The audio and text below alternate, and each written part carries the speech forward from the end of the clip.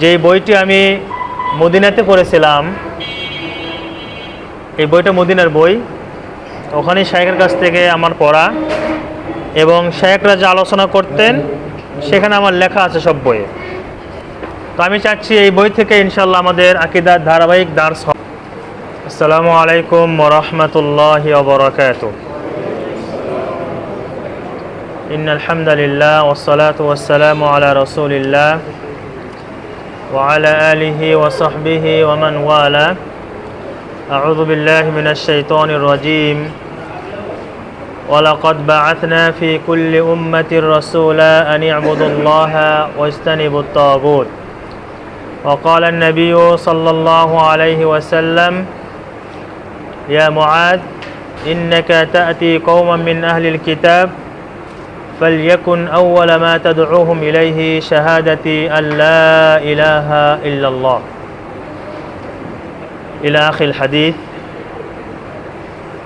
জমিয়ত সুবহান আহলে হাদিস মসজিদ বাইতুল হক শাখা কর্তৃক আয়োজিত আজকের এই দার্সে সর্বপ্রথম শুকরিয়া জ্ঞাপন করছি আল্লাহ সুবহানাহু ওয়া তাআলার, যে রব্বুল আলামিন দুনিয়ার যাবতীয় ব্যস্ততাকে উপেক্ষা করে পরকালীন মুক্তির আশায় এবং তার সন্তুষ্টির জন্য আমাদের এখানে বসার তৌফিক দান করেছেন।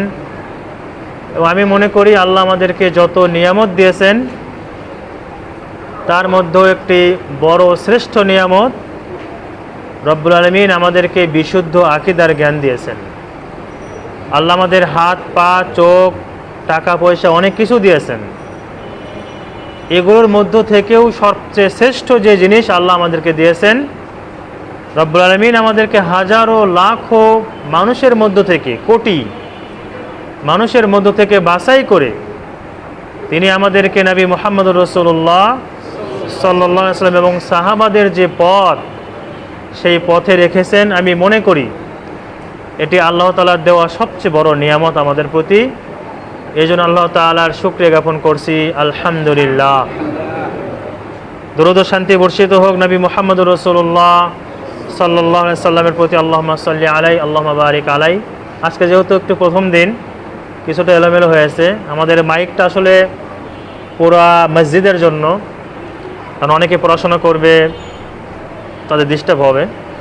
সামনে থেকে ইনশাআল্লাহ আমরা সাউন্ড বক্সের ব্যবস্থা করবো ইনশাআল্লাহ। এবং আমি ধন্যবাদ জ্ঞাপন করছি আমাদের অত্র শাখার সম্মানিত যুবকদের।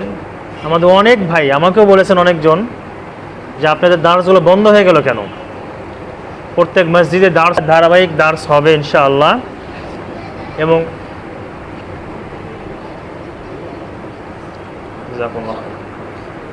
এবং আমরা আল্লাহ চাহে তো ইনশাআল্লাহ এক একজন মদিনা ভার্সিটির ছাত্র হয়ে যাবো ইনশাআল্লাহ। যেহেতু এই বইটা আমি সরাসরি শাইখের কাছ থেকে পড়েছি এবং শেখ আদিল আল জুহানি হাফিজাহুল্লাহ, আমরা একসাথে পড়বো ইনশাআল্লাহ এখানে। আল্লাহ তাআলা আমাদের সকলকে বিশুদ্ধ আকীদা জ্ঞান নিয়ে কবরে যাওয়ার তৌফিক দান করুন, আল্লাহুম্মা আমিন। এই বইয়ের লেখক শাইখুল ইসলাম মুহাম্মদ বিন আব্দুল ওয়াহাব আন-নাজদি, নাম শুনেছেন আপনারা? আব্দুল ওয়াহাব আন-নাজদি শোনেন নাই? ওই যে আমাদের ওয়াহাবি ওয়াহাবি বলে গালি দেয়, যে ওয়াহাবিদের কালো হাড্ডি বাঁকা, এরা কবর বসে দেখতে পারে না, সেটারই লেখক। এই বই হলো ফাতহুল মাজিদ, কিতাবুত তাওহীদের ব্যাখ্যা, যার লেখক হলো মুহাম্মদ বিন আব্দুল ওয়াহাব আন-নাজদি রাহিমাহুল্লাহ। তিনি এই বই লেখার মাধ্যমে শুধু সৌদি আরব না, কাতার, কুয়েত, বাহরাইন, মধ্যপ্রাচ্যের সব দেশ থেকে শিরককে তিনি দূর করে দিয়েছেন। কোনো কবর পূজা, কোনো মাজার পূজা, কোনো মন্দির, কোনো প্যাগোড এগুলো দেখতে পাবেন না এই দেশগুলোতে, যদিও কোনো কোনো দেশে আবার শুরু করে দিয়েছে। এই বইয়ের মাধ্যমে তিনি যারা কবর পূজা এবং মাজার পূজা করে তাদেরকে মুশরিক সাব্যস্ত করেছেন এবং তাদের সাথে তিনি জিহাদ করেছেন এই বইয়ের মাধ্যমে। এবং তিনি বলেছেন রাসূলের যুগে যারা মুশরিক ছিল তাদের চেয়েও বর্তমান যুগের মুশরিকরা মারাত্মক বেশি, যেটা আল্লাহ তাআলার কোরআনেরও কথা। ফাইদা রাকিবু ফিল ফুলকি দাউল্লাহ মুখলিসিনা লাহুদ্দিন। এই মুশরিকরা যখন বিপদে পড়ে তখন তারা একমাত্র আল্লাহকে ডাকতো, আর সুখের সময় তারা এবার মূর্তি পূজা করত। আর আমাদের দেশের মুশরিকরা এদের বিপদ যত বেশি তত বেশি বাবার কাছে যায়, তত বেশি মাজারপন্থী হয়, তত বেশি মুশরিক হয়। আপনার বিশ্বাস না হয় আপনি একদিন যাবেন, এই যে আমাদের পাশেই 1 নম্বর শাহ আলী, না শাহ আলী, সেখানে আমি মদিনা যাওয়ার আগে এখানে যখন চাকরি করতাম আরও 2জন শিক্ষক ছিল। আমি সারা রাত তখন ছিলাম কি হয় দেখার জন্য। শুক্রবার দিন ওদের মাসে একবার বা প্রতি সপ্তাহে এরকম বসে, দেখবেন যে দলে দলে মানুষ মুশরিক নাস্তিক চিরস্থায়ী জাহান্নামী হয়ে যাচ্ছে। এজন্য এই বই অত্যন্ত গুরুত্বপূর্ণ একটি বই। আমরা ইনশাআল্লাহ আমাদের ভাই যেটি বলেছেন ক্লাস ভিত্তিক আমরা আলোচনা করবো, যেভাবে ক্লাস আমরা পড়ি সেইভাবে আলোচনা করবো ইনশাআল্লাহ। আল্লাহ তাআলা আমাদের সকলকে সঠিক কথাগুলো বলার এবং আমল করার তৌফিক দান করুন। এবং মনে রাখবেন লা ইলাহা ইল্লাল্লাহ এর পার্ট কয়টি, অংশ কয়টি? 2টি। লা ইলাহা ইল্লাল্লাহ, আগে আপনাকে যাবতীয় মুশরিকদের থেকে সম্পর্ক ছেদ ঘোষণা করতে হবে। যে মুশরিক যে চরম পর্যায়ের কুফরি বেদাতিতে লিপ্ত, তার সাথে আমার সম্পর্ক থাকতে পারে না, এই কথা অন্তত বিশ্বাস করতে হবে। এই কথা বিশ্বাস করতে হবে যে ধর্ম নিরপেক্ষতাবাদ কুফরি, মানতে হবে। এই কথা বিশ্বাস করতে হবে জাতীয়তাবাদ কুফরি, মানতে হবে। এই কথাও বিশ্বাস করতে হবে গণতন্ত্র কুফরি, এগুলো মানতে হবে। এগুলো অন্তর থেকে বিশ্বাস না করা পর্যন্ত লা ইলাহা, যাবতীয় বাতিলকে অস্বীকার করা, এটি আপনি করতে পারেন নাই। প্রথমে কিন্তু যাবতীয় বাতিলকে অস্বীকার করতে হবে। এটা আল্লাহ তাআলা কোরআনে বলেছেন ফামান ইয়াকফুর বিত-তাগুত ওয়া ইউমিন বিল্লাহ, যে ব্যক্তি তাগুতকে অস্বীকার করে। আমাদের দেশে তাগুতের ব্যাখ্যা দেওয়া হয় সরকার তাগুত, ওই একটা ব্যাখ্যা আমরা শুনছি। আজকে আমরা আলোচনা করবো ইনশাআল্লাহ, হয়তো আজকে হবে না, সামনে ক্লাসে হবে। তাগুত কি? আপনাকে তাগুত বর্জন করতে হবে, এরপরে আপনার আল্লাহর প্রতি বিশ্বাস আনতে হবে সাথে সাথে। কিন্তু আল্লাহর প্রতি বিশ্বাস আছে, আপনি 5 ওয়াক্ত সালাত পড়েন, সুদ ঘুষ সব কিছু আপনার চলছে, সাথে সাথে এই যে আমাদের আপনার কুফরি যে জিনিসগুলো চলছে, শুধু মাজার পূজা বলছি না, আল্লাহর জায়গায় অন্যকে বসানো হুকুমের ক্ষেত্রে নবী মুহাম্মদ রাসূলুল্লাহ সাল্লাল্লাহু আলাইহি ওয়াসাল্লাম যে দিন দিয়েছেন তার চেয়ে পরিপূর্ণ জীবন বিধান মনে করা গণতন্ত্রকে বা সমাজতন্ত্রকে বা পুঁজিবাদকে, রসমালিয়াকে বা আপনার জাতীয়তাবাদকে, ধর্মনিরপেক্ষবাদকে, এগুলো সব হলো কুফরি মতবাদ। এগুলো থেকে সম্পর্ক ছেদ না করা পর্যন্ত আপনি পরিপূর্ণ ইমানদার হতে পারেন নাই, যতই আপনি কোটিবার বলেন আমি আহলে হাদিস। এজন্য লা ইলাহা ইল্লাল্লাহর পাঠ বা রোপণ ভিত্তি 2টি, লা ইলাহা, একটা কি ইল্লাল্লাহ। আমাদের দেখবেন কিছু ভাই এরা ডিজিটাল জিকির করে লা ইলাহা, আবার কেউ কিছু কি বলে ইল্লাল্লাহ, এক পাঠ বাদ দেয়। লা ইলাহা হচ্ছে কোনো ইলাহ নাই, সত্য কোনো ইলাহ নাই। ইল্লাল্লাহ আছেন কয়জন? একজন, তিনি আল্লাহ। অর্থ এভাবে করতে হবে। এই জন্য পুরা কালেমা লা ইলাহা ইল্লাল্লাহ জিকির যদি করতে হয়, পুরা কালেমা বলবেন, অর্ধেক জিকির করলে হয় আপনি নাস্তিক, না হলে আপনি মুশরিক। যদি বলেন লা ইলাহা জিকির করেন, আপনি নাস্তিক, যে কোনো ইলাহ নেই, কোনো আল্লাহ নেই, কোনো মাহবুব নেই, আপনি নাস্তিক। আর যদি বলেন ইল্লাল্লাহ, আল্লাহ আছেন মানে আরো অনেকেই আছে, আপনি মুশরিক। এই জন্য জিকির করতে হলে পুরোটুক বলবেন লা ইলাহা ইল্লাল্লাহ। খাতা কলম আনলে ভালো হতো। আমরা আজকে শিখবো ইনশাআল্লাহ, যেহেতু ভূমিকা ক্লাস। নাম শুনেছেন কি তাওহীদ? নাম শোনেন নাই? তাওহীদ অর্থ কি? আচ্ছা, ওই বাদ নিয়ে হচ্ছে সমস্যা আছে। আচ্ছা, তাওহীদ কত প্রকার আমাদের নিকট বলেন তো? 3 প্রকার। তাওহীদ রুবুবিয়্যাহ, উলুহিয়্যাহ, আসমা ওয়াস সিফাত। এগুলো কথার কথা নয়। এই তাওহীদ আমাদের কাছে 3 প্রকার, এবং এই 3 প্রকারের মধ্যে সবচেয়ে গুরুত্বপূর্ণ প্রকার কোনটি আমাদের নিকট? তাওহীদ উলুহিয়্যাহ। যে জন্য আল্লাহ তাআলা যুগে যুগে নবী এবং রাসূল পাঠিয়েছেন। কারণ তাওহীদ রুবুবিয়্যাহ, সৃষ্টিকর্তা আল্লাহ, রিজিকদাতা আল্লাহ, আমার স্রষ্টা আল্লাহ, আমার জীবনদাতা আল্লাহ, আমার মৃত্যুদাতা আল্লাহ, এই বিশ্বাস মক্কার মুশরিকদেরও ছিল। আবার বোঝেন, তাওহীদের রুবুবিয়্যাহ, আমার রবকে আল্লাহ, এই বিশ্বাস মক্কার মুশরিকদের ছিল। আল্লাহ বলেছেন আউযু বিল্লাহি মিনাশ শাইতানির রাজীম, ওয়ালা ইন সাআলতাহুম মান খালাকাস সামাওয়াতি ওয়াল আরদা লা ইয়াকুলুন্নাল্লাহ। হে রাসূল, যদি মক্কার মুশরিকদের আপনি জিজ্ঞাসা করেন আসমান এবং জমিনের স্রষ্টাকে, এই মক্কার মুশরিকরা বলবে আল্লাহ। এই বিশ্বাস তাদের ছিল। অন্য আয়াতে আল্লাহ বলেছেন কুল মান ইয়ারযুকুকুম মিনাস সামাই ওয়াল আরদ আম্মা ইয়ামলিকুস সামা ওয়াল আরদ ওয়া মান ইউখরিজুল হাইয়্যা মিনাল মাইয়িত ওয়া মান ইউখরিজাল মাইয়িতা মিনাল হাইয়্য ওয়া মান ইউদাব্বিরুল আমরা ফাসায়াকুলুনাল্লাহ। হে রাসূল, যে মক্কার মুশরিকদের জিজ্ঞাসা করেন জীবন দেয় কে, মৃত্যু দেয় কে, রিজিক দেয় কে, পৃথিবী পরিচালনা করে কে, এই মক্কার মুশরিকরা বলবে কি আল্লাহ। ঝামেলা ছিল কি, আল্লাহকে পাইতে হলে আমার মাধ্যম লাগবে। এটাই হলো শিরক। আমরা আলোচনা করবো ইনশাআল্লাহ। এটাই হলো শিরক। তো আমাদের নিকট তাওহীদ তিন প্রকার, কিন্তু গুরুত্বপূর্ণ তাওহীদ কোনটি? তাওহীদে উলুহিয়া। তাওহীদে উলুহিয়া অর্থাৎ একমাত্র ইলাহ কাকে মানা, এবং আমার যাবতীয় ইবাদত পাওয়ার একমাত্র হকদারকে। আচ্ছা, এবং মনে রাখবেন অন্যদের সাথে আমাদের যে পার্থক্য আছে, এটির মূল পার্থক্য আকীদাগত পার্থক্য। এই জিনিসটা ভাইদেরকে আমরা বোঝাতে পারি না। আমরা মনে করি যে অন্যরা জোরে আমিন বলেন, আস্তে আমিন বলে, আরও যে কাজগুলো করে সেগুলো হাদিস বিরোধী বা তাদের হাদিসগুলো দুর্বল হাদিস, কিন্তু এটা আপনার মূল পার্থক্য নয়। তাদের সাথে আমাদের মূল পার্থক্য আকীদাগত পার্থক্য। যেখানে আমরা বলেছি তাওহীদ কয় প্রকার?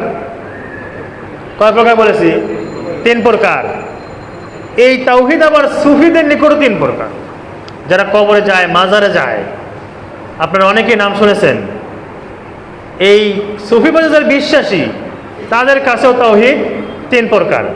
প্রথম প্রকার তাওহীদে আম্মা, অর্থাৎ লা ইলাহা ইল্লাল্লাহ, জনসাধারণের তাওহীদ, সবাই এটি বলবে লা ইলাহা ইল্লাল্লাহ। দুই নম্বর তাওহীদ তাওহীদে খাসসা, এটা মুরিদদের তাওহীদ, যারা কোনো পীরের মুরিদ হয়েছে তারা বলবে ইল্লাল্লাহ।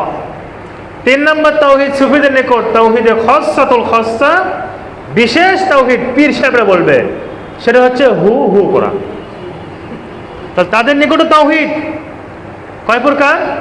তিন প্রকার। তারা মানুষকে তিনটা স্তরে বিন্যাস করেছে, এবং তারা বলে নবী রাসূলদের তাওহীদ হলো সাধারণ তাওহীদ, এর কোনো দাম নেই।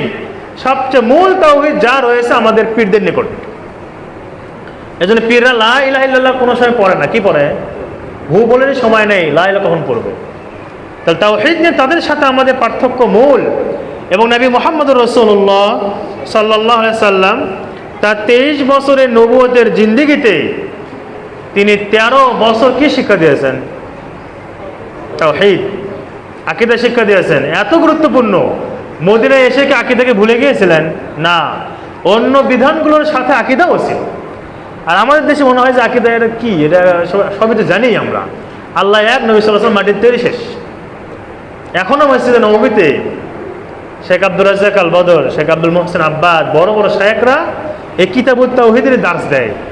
এবং ইব্রাহিম আলাইহিস সালাম তিনি বলেছিলেন ওয়াজনুবনি ওয়া বানিয়া আন না'বুদাল আসনাম, হে আল্লাহ আপনি আমাকে এবং আমার সন্তানদের মূর্তি পূজা থেকে বাঁচান।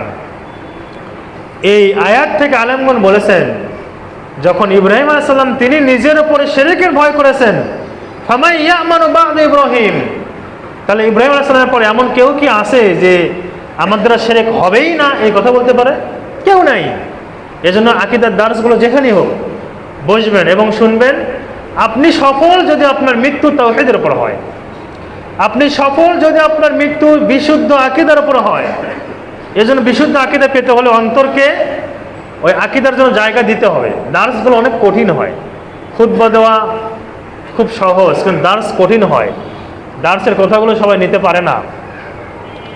আপনি বিশুদ্ধ আকীদার মানুষ হতে হলে যে কথাগুলো বলেছি, বাংলাদেশের যে বিভিন্ন দলগুলো রয়েছে, ইসলাম বিরোধী দল বা গণতন্ত্রের দল, এই দলগুলোর সাথে আপনার কোনো সম্পর্ক থাকা যাবে না। অনেক কঠিন, নেওয়াও কঠিন, মানাও কঠিন। কিন্তু আপনি যদি লা ইলাহা ইল্লাল্লাহ, শুধু লা ইলাহা এর শর্ত পালন করতে চান, আপনি কোনোদিনও যেগুলো আছে জাতীয়তাবাদ বলেন, ধর্মনিরপেক্ষতাবাদ বলেন, সমাজতন্ত্র, জাসদ, বাম, অনেক কিছু আছে, আর গণতন্ত্র, এগুলোর সাথে আপনার সম্পর্ক থাকবে না যদি আপনি কালেমার দাবি নিয়ে, তাওহীদ নিয়ে পরকালে যেতে চান। আমাদের উদ্দেশ্য, আমরা তো মদিনাতে পড়েছি আলহামদুলিল্লাহ, সেখানে আমাদের পড়া আছে যে পুঁজিবাদ, রাসমালিয়া, কুফরি। সেখানে আমাদের পড়া আছে শুইয়া, সমাজতন্ত্রবাদ, কুফরি। আমাদের পড়া হয়েছে লাদিনিয়া, ধর্ম নিরপেক্ষতাবাদ, কুফরি। আমাদের পড়ানো হয়েছে কওমিয়া, জাতীয়তাবাদ, কুফরি। আমাদের পড়ানো হয়েছে ডেমোক্রেটিয়া, গণতন্ত্র, কুফরি। সবগুলোই নেই, এখানে এসে নেওয়া যায় না। বুঝছেন, একটা ভোট দিলে কি ঝামেলা, দেই একটা। আপনি বুঝতেই পারেন না যে আমি আল্লাহ বিরোধী কাজ এখানে করছি। রাষ্ট্র হওয়ার, রাষ্ট্রের শাসক হওয়ার পুরো বিধান ইসলামে আছে না নাই? নাকি নতুন আপনাকে কিছু বানাইতে হবে এখন? আপনি সেটি পছন্দ না হয় যখন নতুন কিছু পছন্দ করবেন যেটি কুফরি, যেটি কোনো কবিরা গুনাহ নয়, কবিরা গুনার চেয়েও মারাত্মক কুফরি গুনাহ, তাহলে বোঝা যাবে আপনি লা ইলাহা ইল্লাল্লাহ দাবি পালন করতে পারেন নাই। এজন্যই সম্মানিত ভাইয়েরা, আমাদের উদাত্ত আহ্বান থাকবে একটু চেষ্টা করা যে আমার মৃত্যু যেন তাওহীদের উপর হয়। আপনি সফল যদি আপনার মৃত্যু বিশুদ্ধ আকীদার উপর হয়। তাওহীদ, আমরা বলেছি তাওহীদ আমাদের নিকট কয় প্রকার? 3 প্রকার। সুফিদের নিকট কয় প্রকার? মিল আছে না পার্থক্য আছে? পার্থক্য আছে। আমরা আজকে বেশিক্ষণ দার্স করবো না ইনশাল্লাহ, সময় বেশি হয়ে গেছে, আপনাদের অবস্থা দেখতেছি। যদি কেউ প্রশ্ন করতে চান, কাগজ কলম নাই তো কীভাবে প্রশ্ন করবেন? আচ্ছা, কাগজ কলম নয় আছে, লিখে প্রশ্ন করবেন। সর্বশেষ আপনার কি নাম শুনেছেন? মুতাজিলা, মতিয়ার রহমান, ডাক্তার মতিয়ার রহমান, QRF। আমি এখানে একজন কাছে দেখেছি, তাদের কোরআন পড়ছে, কোরআন রিসার্চ ফাউন্ডেশন, যারা বলছে হাদিস বানানোর কোনো দরকার নেই। মুতাজিলা তাদের নিকট তাওহীদ হলো এই বিশ্বাস করা যে আল্লাহ তাআলা সকল সিফাত থেকে মুক্ত এবং কোরআনুল কারীম আল্লাহ তাআলার কথা নয়। নাউজুবিল্লাহ। আলিয়ায় পড়াবেন আপনার সন্তানকে? আপনার সন্তানকে আলিয়ায় ফাজেল কামিল কি পড়াবেন? তাদের তাফসীর, সিলেবাস তাদের তাফসীর। আপনার সন্তানকে আলিয়ায় পড়াবেন, দাখিলে আকীদায়ে নাসাফিয়া পড়ায়, মাতুরিদের লেখা আকীদার বই।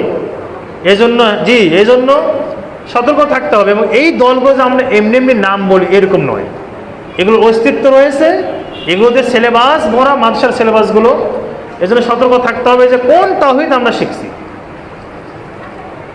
তাওহীদ আমাদের নিকট, তাওহীদ হলো আল্লাহ তাআলাকে, ঈমানটা হলো আল্লাহকে অন্তর থেকে বিশ্বাস করা, মুখ দিয়ে স্বীকার করা এবং কাজে সেটি কি করা? বাস্তবায়ন করা। যারা জাহমিয়া কারা? আল্লাহর নামেও বিশ্বাস করে না। আল্লাহর নাম আছে না নাই? বলেন তো 2টা নাম।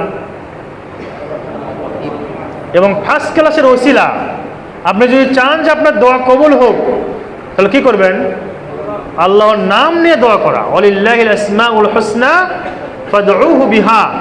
আল্লাহর রয়েছে সুন্দর নাম, সেই সুন্দর নাম নিয়ে তোমরা তাকে ডাকো। এবং এই যে ইসমে আজম বিক্রি করে, এখানে দেখবেন কিছু পোস্টারও ছাপায় যে এখানে ইসমে আজম দিয়ে ঝাড়া হয়, মানে ইসমে আজম দিয়ে ঝাড়ে সব ঠিক হয়ে যায়। ইসমে আজম কি? আল হাইয়ু আল কাইয়ুম। অর্থ কি?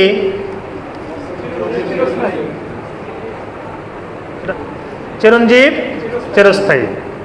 আমাদের এই তাফসীরের কিতাবগুলো এই কাজটাই করছে। আল হাইয়ু আল কাইয়ুম, চিরঞ্জীব, চিরস্থায়ী অর্থ করেছে। যে অর্থ হচ্ছে আল হাইয়ু, কাইয়ুমের অর্থ কোথায়? সব তাফসীরগুলো কাজ করেছে, 2-1টা বাদ দিয়ে। এবং ইমাম বুখারী রাহিমাহুল্লাহ তিনি অধ্যায় নিয়ে এসেছেন আল কাইয়ুম, আল কাইয়ুম আলা গায়রিহি। তিনি হলেন কাইয়ুম, হচ্ছে যিনি সব কিছু নিয়ন্ত্রক, পরিচালক, তত্ত্বাবধায়ক, তিনি হলেন কাইয়ুম। এই অর্থ আমাদের তাফসীরগুলো নিয়ে আসে নাই। এজন্য জাহমিয়ারা আল্লাহর নামকে অস্বীকার করে, গুণকে অস্বীকার করে। আমরা আল্লাহর নামকে স্বীকার করি, গুণকে স্বীকার করি। এবং শাইখুল ইসলাম ইবনে তাইমিয়া রাহিমাহুল্লাহ তিনি বলেছেন, 2টা দল ইসলামের যে 72 কাতার হবে, মোট কাতার হবে কয়টি? 73টি। একটি তো কোথায় যাবে? জান্নাতে। আল্লাহ যেন আমাদেরকে তাদের অন্তর্ভুক্ত করেন, আল্লাহুম্মা আমিন। বাকি 72 কাতার যাবে জাহান্নামে। শাইখুল ইসলাম ইবনে তাইমিয়া বলেছেন, জাহমিয়া এবং শিয়া রাফেজা এরা হলো এই 72 কাতারের বাইরে। মানে তারা হিন্দুদের মতো, খ্রিস্টানদের মতো, ইহুদিদের মতো, মুশরিকদের মতো চিরস্থায়ী জাহান্নামে থাকবে, যারা আল্লাহর নামকে অস্বীকার করে, গুণকে অস্বীকার করে, আল্লাহ সর্বত্র বিরাজমান এই আকীদা পোষণ করে। জাহমিয়া যে 72 কথা জাহান্নামে যাবে, এটা বড় আলোচনার বিষয়। তারা কেউ জাহান্নামে চিরস্থায়ী হবে না, এটা বেদাতি সব। তাদের পাপ অনুযায়ী জাহান্নামে শাস্তি কম বেশি হবে। আর এই 72 কাতারের বাইরে যারা থাকবে তারা চিরস্থায়ী কি হবে? জাহান্নামে হবে, যাদের ভিতর জাহমিয়া থাকবে এবং শিয়া রাফেজারা থাকবে। তো জাহমিয়াদের নিকট তাওহীদ হলো অন্তর থেকে আল্লাহকে চিনলেই তাওহীদ, শুধু আল্লাহকে বিশ্বাস করলেই হবে আল্লাহ একজন আছে, যেটা নাস্তিকদের কথা। শয়তান পর্যন্ত জানতো আল্লাহ একজন আছে, আর শয়তানকে আপনি ইমানদার বলবেন? আল্লাহ একজন আছে অন্তর থেকে বিশ্বাস করলে হবে না, জবান দিয়ে উচ্চারণ করতে হবে এবং কাজে বাস্তবায়ন করতে হবে। এজন্য অন্যদের সাথে এই কথাটা মোটা দাগে মনে রাখবেন, অন্যদের সাথে আমাদের মূল পার্থক্য কি গত? আকীদাগত। আমরা আস্তে আস্তে আলোচনা করবো ইনশাআল্লাহ।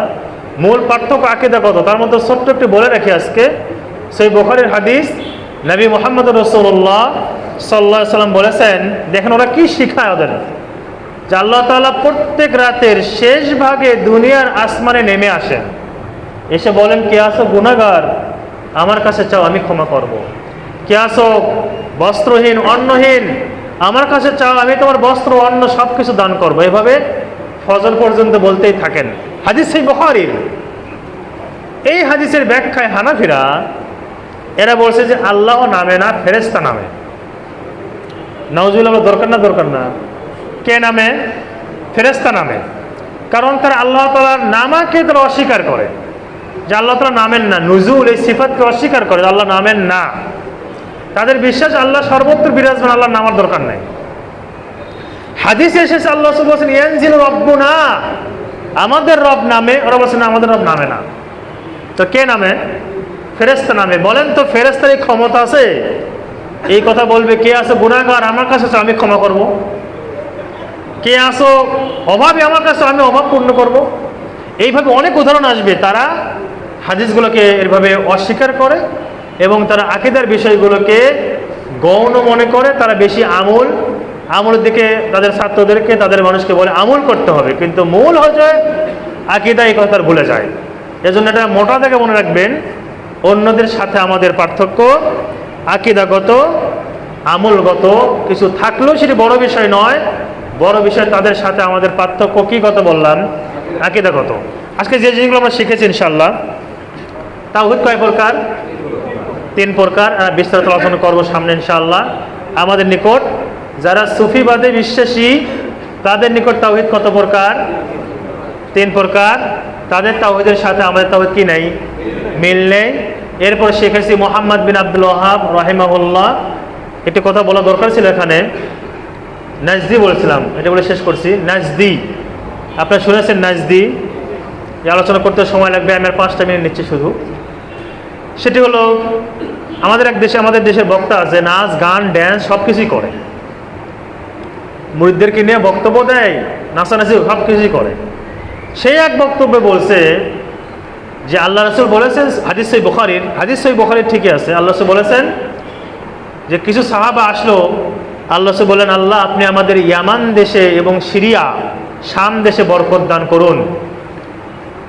তো কিছু সাহাবী বলছে, আল্লাহ রাসূল একটু দোয়া করুন আমাদের নাজদের জন্য, নাজদ যেন আল্লাহ তাআলা নাজদেও বরকত দান করেন। আল্লাহ রাসূল বললেন, হুনাকা জালাজিল ওয়া মিনহা তাতলু কাউনা শায়াতিন। আল্লাহ রাসূল বললেন যে না, এরকম দোয়া করা যাবে না, সেখানে ভূমিকম্প হবে, আর এই নাজদ এলাকা থেকে শয়তানের শিং বের হবে, মানে ফিতনা আসবে। উনি বলছেন, আমার নামে আল্লামা লাগায়, উনি বলছেন যে নাজদ এরা সৌদি আরবের নাজদ, আর মুহাম্মদ বিন আব্দুল ওয়াহাব নাজদি, তার বাড়ি যেহেতু নাজদে, সৌদি আরবের নাজদে, আর নাজদের জন্য আল্লাহ রাসূল বদদোয়া করেছেন শয়তানের শিং বের হবে সেখান থেকে। অতএব এই মুহাম্মদ বিন আব্দুল ওয়াহাব এ হলো রাসূলের বদদোয়ার সন্তান এবং ওই এলাকার সন্তান যেখান থেকে শয়তান বের হবে, মানে ফিতনা বের হবে। এই আলোচনা শুনেছেন কিনা? আপনাদের উত্তরে বলবেন সেটি হলো নাজ কয়েক অঞ্চলে রয়েছে। নবী মুহাম্মদুর রাসূলুল্লাহ সাল্লাল্লাহু আলাইহি সাল্লাম যেই নাজ থেকে বলেছেন শয়তানের শিং বের হবে, ফিতনা ছড়াবে, সেটি হলো ইরাকের নাজ। কোন দেশের নাজ বললাম? এখন বলতে পারেন শাইখকে ব্যাখ্যা আপনি মন মতো করলে তো হবে না। হ্যাঁ, সেটাও জানি যে আপনার মনে প্রশ্ন আছে। হাদিস সহিহ বুখারীর যেখানে আসছে যে শয়তানের শিং বের হবে নাজ থেকে, সেটার জন্য আমি ভালো দোয়া করতে পারছি না, ওই হাদিসের ব্যাখ্যায় সাহাবী আব্দুল্লাহ বিন ওমর, কার নাম বলেছি? সাহাবী আব্দুল্লাহ বিন ওমর, তিনি বলেছেন ওয়া আশারা ইলাল মাশরিক ইলাল ইরাক, এই কথা বলে নবী সাল্লাল্লাহু আলাইহি সাল্লাম ইরাকের দিকে, পূর্ব দিকে তিনি ইশারা করেছেন। হাদিসের ব্যাখ্যা আপনার মন মতো করবেন না সাহাবীর ব্যাখ্যা নেবেন? সাহাবীর ব্যাখ্যা নেবেন। এটা আব্দুল্লাহ বিন ওমর কোন সাহাবী? তিনি বলছেন একদিন যে সবাই স্বপ্ন দেখে, আমি স্বপ্ন দেখি না। তো ঘুমানোর সময় বললাম যে আল্লাহ, আমি যে ভালো মানুষের একটা স্বপ্ন আজকে আপনি দেখাবি না আমাকে। দোয়া কালাম করে উজু করে ঘুমালাম, তো স্বপ্ন দেখতেছি হাদিস সহিহ বুখারীর কিতাবুত তাবিরের স্বপ্ন দেখছি দুইজন ব্যক্তি আসছে, দুইজনের হাতেই বড় বড় হাতুড়ি লোহার, দুইজন আমাকে নিয়ে যাচ্ছে জাহান্নামের দিকে। কিছু দূর যাওয়ার পরে আরেকজন ফেরেশতা, তার হাতে লোহার হাতুড়ি আরো বড়, তিনি এসে বলছেন এই একে ছেড়ে দাও, এই জাহান্নামের মানুষটাকে ছেড়ে দাও। তো আমাকে ছেড়ে দেওয়া হলো।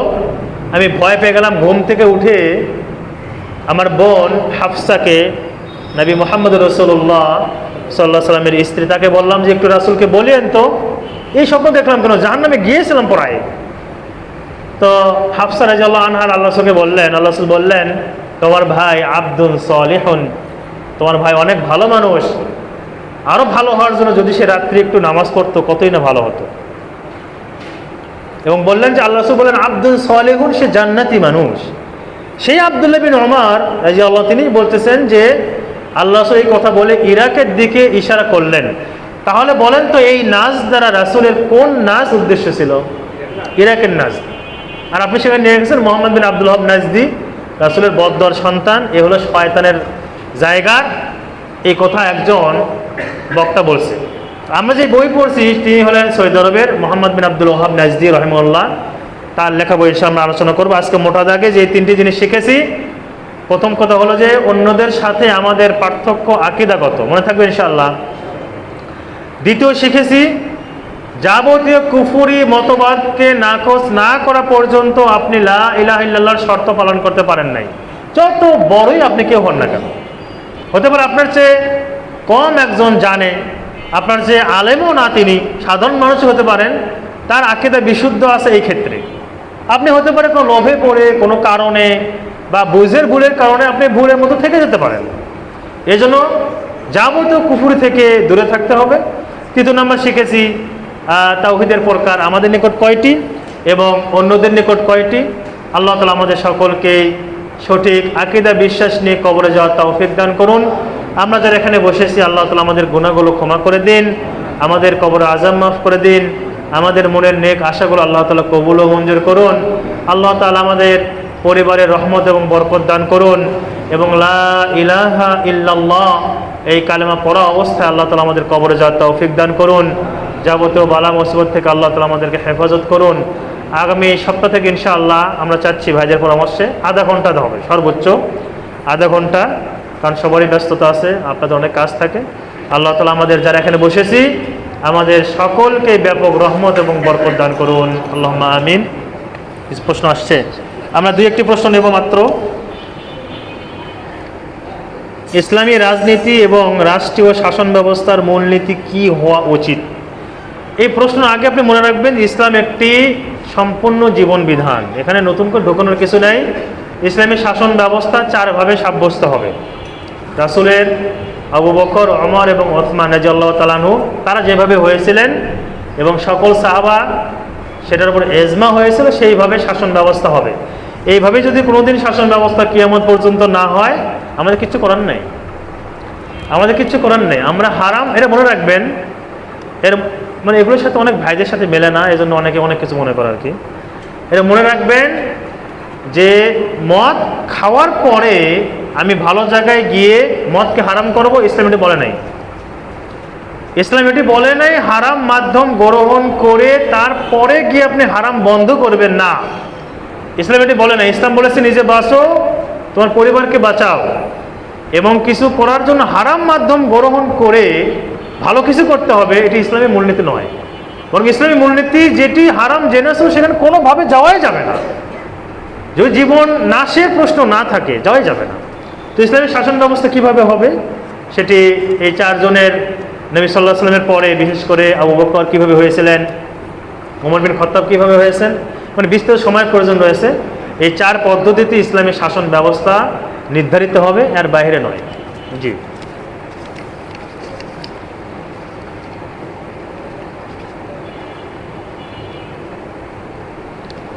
আসসালামু আলাইকুম রহমতুল্লাহ। হ্যাঁ, প্রশ্ন করেছেন ভাই, ইমানের পরে সবচেয়ে গুরুত্বপূর্ণ ভিত্তি হলো তাওহীদ। হাদিসে সালাত পরিত্যাগকারীকে কাফের বলা হয়েছে, তাহলে তারা কি কাফের ও জাহান্নামী হবে ও বিবি তালাক হবে? হ্যাঁ, বিষয়টা হলো, মানে এখানে যখন আমরা কথা বলছি তো এটা আমরা মনে করি যে আল্লাহ আমাদের কথাগুলো শুনছেন এবং ফেরেশতা লিপিবদ্ধ করছেন। আমি আপনাদের সন্তুষ্টির জন্য বা অন্য ভয়ের সন্তুষ্টির জন্য আমি অন্যভাবে কথা বলতে কোনোভাবেই রাজি না। সেটি হলো যে আমাদের দেশের প্রেক্ষাপটে সালাতকে মনে করা হয় যে পড়লে হয়, না পড়লে গুনাহ টুনা কিছু হয়, পরে হুজুরকে 2 কেজি চাউল দিলে কাফারা হয়ে যায়। এটি বলেও যে 10 বছর নামাজ পড়েন না, কী করতে হবে? বলছে বছর হিসাব করে চাউল দেন, 6 মণ করে চাউল দেন, বছরে 6 মণ বা 12 মণও বলে কেউ কেউ, যে চাউলগুলো হয় আপনি মসজিদ মাসে দিয়ে দিলে আগে যে 6 বছর নামাজ পড়েন সব মাপ, এগুলো বলা হয়। কিন্তু সৌদি আরবের যে আলেমরা রয়েছেন, আমি সৌদি আরবের কথা কেন বারবার বলি, অনেক হয়তো বিরক্ত হন, ইমাম বুখারী রাহিমাহুল্লাহ অধ্যায় নিয়ে এসেছেন, আমি ইনশাআল্লাহ সামনে সহ নিয়ে আসবো নাম্বার সহ। তিনি বলেছেন বাবু হুজ্জাতু ইমাম হারামাইন, এভাবে অধ্যায় নিয়ে এসেছেন যে মক্কা মদিনার যারা আলেম তাদের কথাটা হলো হুজ্জা, দলিল। ইমাম বুখারী অধ্যায় নিয়ে এসেছেন, সেখানে অনেকগুলো হাদিসও নিয়ে এসেছেন, এবং ফিতনা তারা আগে বোঝে। আমার দেশে আপনারা শুনেছেন IS নাম শুনেছেন? কে এটা? হ্যাঁ, একটা বের হয়েছিল না জঙ্গি সংগঠন। আমাদের দেশের কিছু কিছু আলেমরাও ফতোয়া দিয়েছে যে এটা ইমাম মাহাদির দল। হ্যাঁ, মানে সালাফি আলেমদের কথা বলছে যে ইমাম মাহাদির দল, এরা যুদ্ধ করতেছে ইরাকে। সৌদি আরবের মদিনার আলেমরা আগে ফতোয়া দিয়েছে, তারা বুঝতে পেরেছে যে না এগুলো জঙ্গি, কারণ ফিতনা তারা আগে বোঝে, তারা ফিতনা আগে বোঝে। তো তাদের ফতোয়া হলো, এবং কোরআন সুন্নাহর কথা আপনি নিজে বলেছেন, সালাত পরিত্যাগকারী কাফের। এখানে একটা মাঝখানে একটা কথা ঢুকিয়ে যায়, কি যে অস্বীকার করলে কাফের, অস্বীকার না করলে কাফের না। কি মুসিবতের কথা! অস্বীকার করলে সালাত কেন? আপনি যে দাড়িকে অস্বীকার করেন আপনি কাফের। দাড়ি বলেন যে দাড়ি রাখার দরকার নেই, দাড়ি না রাখলেও হয়, অস্বীকার করলে আপনি কাফের। অন্য যে কোনো ইসলামী বিষয়কে অস্বীকার করলে কাফের। ওরা ঢুকিয়ে দিয়ে সালাত অস্বীকার করলে কাফের হবে, অস্বীকার না করলে কাফের হবে না। ওই জন্য নামাজ পড়া না কেউ। বিশুদ্ধ মত হলো সালাত ত্যাগকারী কি কাফের, এবং সালাত যে কেউ কন্টিনিউ ত্যাগ করে তাকে মুসলমানদের কবরস্থানে দাফন করানো যাবে না, এবং তার সাথে তার স্ত্রীকে আলাদা করে দিতে হবে। মুসলিম দেশের শাসক তিনি এটি করবেন, জজ কোর্ট এটি করবে, আলাদা করে দেবে। এটি বিশুদ্ধ ফতোয়া। বাকি এখানে অস্বীকার যে কথাটা নিয়ে আসা হয় এটা ঠিক নয়। সালাত করে যে নিয়মিত কেউ ত্যাগ করে তাহলে সে কাফের, তার সাথে তার নামাজি স্ত্রী সংসার করা জায়েজ নেই। আল্লাহু আ'লাম।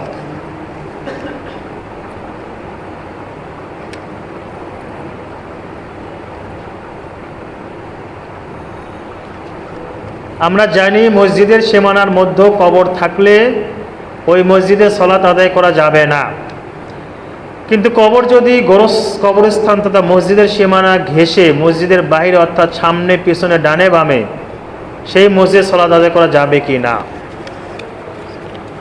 এটা গুরুত্বপূর্ণ একটা প্রশ্ন। এবং আমাদের গাউসুল আজম নাম শুনেছেন? একটা মসজিদ আছে কোন জায়গায়? গুলশান না মহাখালী? গুলশানে, যাই হোক। তো গাউসুল আজম কে বলেন তো ওদের কাছে? গাউস হলো ত্রাণকর্তা, সাহায্যকর্তা, আজম হলে বড়। তাহলে বড় সাহায্যকর্তাকে আব্দুল কাদের জিলানী মসজিদ গাউসুল আজম, নাউজুবিল্লাহ। সেই মসজিদে নাকি আশেপাশে অনেক কবর আছে, আল্লাহু আলাম। আমি একটু আর 2 মিনিট সময় নিচ্ছি, সেটা হলো যে নবী মুহাম্মদ রাসূলুল্লাহ সাল্লাল্লাহু আলাইহি সাল্লামের কবর কোথায় বলেন তো? এখন কোথায়? মসজিদের কিন্তু ভিতরে, মসজিদ ভিতরে পড়ে গিয়েছে, যারা হজ উমরায় গিয়েছেন পড়ে গিয়েছে। এই কবর নিয়ে সুফিদের মাথা একদম নষ্ট। এরা বলছে রাসূলের কবর মসজিদের ভিতরে, সমস্যা কি? এখানে শেখ সালেহ সিন্দি হাফিজাহুল্লাহ ওস্তাদ বই লেখছেন, তিনি বাংলাদেশেও কিছু আগে এসেছিলেন। শেখ আব্দুল রাজ্জাক বিন ইউসুফ তাকে নিয়ে এসেছিলেন ওই আপনার ইয়েতে, জামিয়া সালাফিয়াতে। তো তিনি বই লিখেছেন, বইয়ের বাংলা অর্থ হলো যে নবী সাল্লাল্লাহু আলাইহি ওয়াসাল্লামের কবর নিয়ে যে সংশয় এবং তার উত্তর। আল্লাহ রাসূল যখন মারা যান তখন তাকে কবর দেওয়া হয়েছিল কোথায়? মসজিদের ভিতরে না বাইরে?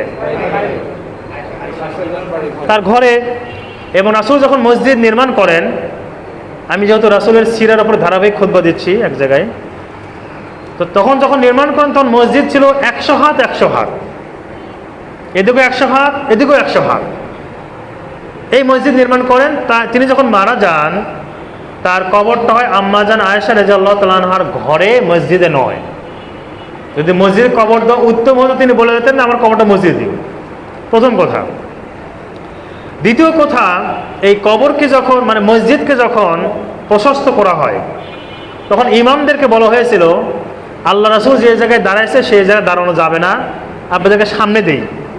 যারা হজ উমরা করেছেন দেখেছেন সামনে অনেক জায়গা কি খালি, অনেক জায়গা খালি, ইমামের সামনে অনেক জায়গা খালি, কয়েক লক্ষ লোক নামাজ পড়তে পারবে ওখানে। ইমামরা বলছে আপনি কোন দিক বাড়াবেন ও দেখার আমাদের সময় নেই, আল্লাহ রাসূল যেখানে দাঁড়িয়ে নামাজ পড়াচ্ছেন ওই জায়গা ছাড়া 1 ইঞ্চি নড়ব না আমরা। এখন মুসিবত, আমার দেশে হলে তো ইমামকে থাপ্পড় টাপ্পড় দিয়ে সভা করতো, মক্কা মদিনা ইমামদের সম্মান অন্যরকম। তখন সরকার কি করেছে, এখনকার কথা বলছেন, আগের কথা বলছি, তাবিদের যুগের কথা বলছি। তখন যিনি সাইদ বিন মুসাইয়িব তাবি ছিলেন, ওমর বিন আব্দুল আজিজ সেই সব মদিনার খলিফা ছিলেন, তিনি তখন কি করলেন, ইমামকে তো আর সাইডে দেওয়া যাবে না, ইমামকে কোথায় রাখতে হবে? মাঝখানে। ইমামকে মাঝখানে রাখার জন্য মানে মসজিদ যখন 2 পাশে বাড়ানো হচ্ছে, অটোমেটিক কবর পড়ছে কার ভিতরে? মসজিদের মধ্যে। তখন সাইদ বিন মুসাইয়িব তাবি ছিলেন, তিনি শক্ত প্রতিবাদ করেছেন যে না, আপনি কি করবেন করেন, এই কবরকে মসজিদ ঢোকানো যাবে না, পরে ঝামেলা হবে। তখন তিনি আরও আলেমদেরকে নিয়ে বসে, তিনি একজন আলেম ছিলেন, বসে পরামর্শ করলেন, এখন মসজিদ নববীর কবর যেই অবস্থায় আছে, আল্লাহ তাআলা আমাকে দায়িত্ব তো পাশে পালন করেছি, কবরে 2 দিন দায়িত্ব পালন করেছিলাম একদম গ্রিলের সাথে। আমি দেখেছি আলহামদুলিল্লাহ, কবর আপনার পেছন দিক থেকে 3টা দেওয়াল দেওয়া, ত্রিভুজ আকারে, এইভাবে সমান করে না, কি আকারে বললাম? ত্রিভুজ আকারে, পেছনে 3টা দেওয়াল, সামনে 2টা দেওয়াল, এরপর হচ্ছে আপনার গ্রিল আছে, সবুজ গ্রিল, সেই গ্রিলের সামনে দিয়ে মানুষ আপনার সালাম দেওয়া যায়। ভেতরে যে 2টা দেওয়াল আছে, 2টা দেওয়ালই ত্রিভুজ আকারে দিয়ে একদম এমনভাবে বন্ধ করে দেওয়া, একটা ছিদ্র পর্যন্ত নাই, একদম নিচ থেকে। ওই রাসূলের লাস্টের ঘটনা অনেকেই শুনেছেন, যদি সেটা নিয়ে কথা আছে, তখন থেকে নিয়ে একদম নিচ থেকে সীসা ঢালা করে দেওয়া, 2টা প্রাচীর এইভাবে দেওয়া। 3 নাম্বারটা মাঝে মাঝে খোলা হয় যখন কেউ বিশেষ কেউ যায়, 3 নাম্বারটা খুললে তারা দ্বিতীয় গ্রিল মানে ওয়াল পর্যন্ত যেতে পারে, দ্বিতীয় ওয়াল পর্যন্ত। কবর ভেতর অনেক দূরে। বলে যে রাসূলের কবর দেখে আসলাম, কি মুসিবতের কথা, ওদের রাসূলের কবর আপনি কোথায় দাঁড়িয়ে আছেন? আল্লাহ রাসূলের কবর মসজিদের ভিতরে, আল্লাহ রাসূল করেন নাই, করতে বলেন নাই, করা হয়েছে বিভিন্ন কারণে, তারপরেও তাবিদের প্রতিবাদ ছিল, এবং তারপরেও পেছনে যেদিকে নামাজ পড়ে পেছনে 3টা ত্রিভুজ আকারে ওয়াল দিয়ে সেটাকে মসজিদ থেকে আলাদা করা হয়েছে। বুঝতে পেরেছেন? সেই দলিল এখন চলবে না, চলবে রাসূলের কথা। আল্লাহ রাসূল হাদিসে বলেছেন কবরকে মসজিদের মধ্যে দিতে নিষেধ করেছেন। সে দূরের পর তিনি গোরস্থানে নামাজও পড়তে কি করেছেন? নিষেধ করেছেন। এখন যদি মসজিদের মধ্যে কবর থাকে তাহলে করণীয় হলো যেটি আগে সেটি থাকবে, যেটি পরে সেটি উঠাতে হবে। যদি আগে কবর থাকে, কবর থাকবে ওটা, মসজিদ ওখান তো অন্য জায়গায় নিয়ে যেতে হবে।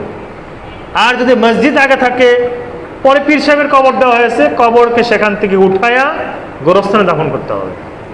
মসজিদের মধ্যে কোনো কবর থাকলে সেখানে সালাত কি না, বিশুদ্ধ নয়, শুদ্ধ নয়, নামাজ হবে না। আল্লাহ সহি হাদিস দা প্রমাণিত। আর যদি ডানে বামে থাকে, ডানে বামে বলছি বা পিছনে, তাহলে জায়েজ আছে, কিন্তু আমি বলবো সেই মসজিদে নামাজ না আদায় করা উত্তম। কারণ মনের ভিতরে এরকম একটা চলে আসে যে এখানে অনেকজন বুজুর্গের কবর আছে, তো দোয়া আমার কবুল হয়ে যাবে, এই বিশেষ আসতে পারে। এখন বাকি থাকলো কোন দিকে? সামনের দিকে। ভেতরে থাকলে নামাজ হবে না বলেছি। সামনের দিকে যদি কবর থাকে, সেখানে ফতোয়া হলো মসজিদের ওয়াল থাকবে, ওয়ালের পরে আরেকটা ওয়াল থাকবে গোরস্থানের, এরপর কবর থাকবে জায়েজ। কথা মনে বোঝেন না আপনারা? শুধু মসজিদের ওয়াল থাকলে কি হবে না, মসজিদের ওয়াল তো থাকবেই, এরপরে কবরস্থানের ওয়াল লাগবে, অথবা মসজিদের ওয়াল থাকবে, গোরস্থানের মাঝে আর মসজিদের ওয়ালের মাঝে রাস্তা থাকবে একটা, যাতে বোঝা যায় পার্থক্য। এমন হলে নামাজ হবে, না হলে ওই মসজিদে নামাজ পড়া বিশুদ্ধ নয়, নবী সাল্লাল্লাহু আলাইহি ওয়াসাল্লাম হাদিস দ্বারা প্রমাণিত। আশা করি বুঝতে পেরেছেন। শেষ হয়েছে? আমরা এখানে শেষ করছি ইনশাআল্লাহ। যারা বসেছেন আল্লাহ তাআলা সকলকে উত্তম বিনিময় দান করুন, আল্লাহুম্মা আমিন। সামনে বৃহস্পতিবার চালায় পরে ইনশাআল্লাহ করব নাকি? সামনে বৃহস্পতিবার ইনশাআল্লাহ আমরা বসবো, আধা ঘন্টার জন্য সময় আজকে একটু বেশি হয়ে গেছে। আল্লাহ তাআলা আমাদের সকলকেই বারাকাত দান করুন এবং উত্তম প্রতিদান দান করুন। নবী মুহাম্মদুর রাসূলুল্লাহ সাল্লাল্লাহু আলাইহি ওয়াসাল্লামের হাত থেকে হাউজে কাউসারে পানি পান করার তৌফিক দান করুন। একটি দোয়া আমি ছাত্রদেরও করতে বলি, আপনাদেরও বলি। প্রত্যেক মুসলিমের এবং মুমিনের অন্তরে আকাঙ্ক্ষা থাকা দরকার মক্কা মদিনা দেখার।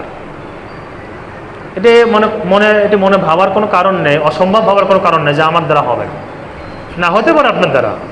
সেখানে গেলে আপনার অন্তর প্রশান্ত হবে এবং নিজের চোখে দেখবেন আমলগুলা, নিজের চোখে দেখবেন। ওখানে সালাত আদায় করা, এখানে সালাত আদায় করা অনেক পার্থক্য। সেখানে রয়েছে জান্নাতের বাগান, সেখানে জিবরাইল আলাইহিস সালাম আসতেন, সেখানে অনেক কিছু রয়েছে। এজন্য অন্তরের যে দোয়াগুলো আপনারা করবেন, সাথে সাথে এই দোয়াও করবেন। আমরা এখানে দোয়া করছি, যারা এখানে বসেছি আমরা, আল্লাহ যেন আমাদের সকলকেই জীবনে একটিবার হলেও মক্কা মদিনায় যাওয়ার এবং সেখানে দীর্ঘদিন অবস্থান করার তৌফিক দান করেন। আল্লাহুম্মা আমিন। আকুলু কাউলি হাযা আস্তাগফিরুল্লাহ লি ওয়া লাকুম ওয়া লিসাইরিল মুসলিমিন ফাস্তাগফিরু ইন্নাহু হুয়াল গফুরুর রহিম। আসসালামু আলাইকুম ওয়া রাহমাতুল্লাহি ওয়া বারাকাতুহু।